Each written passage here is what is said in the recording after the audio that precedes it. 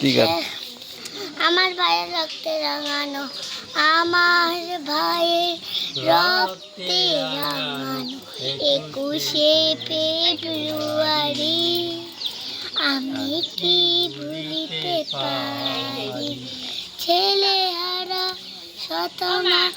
অশ্রু গড়ায় ফেব্রুয়ারি কি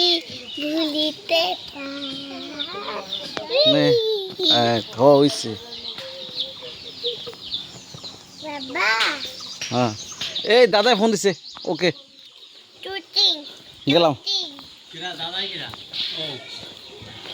কি অবস্থা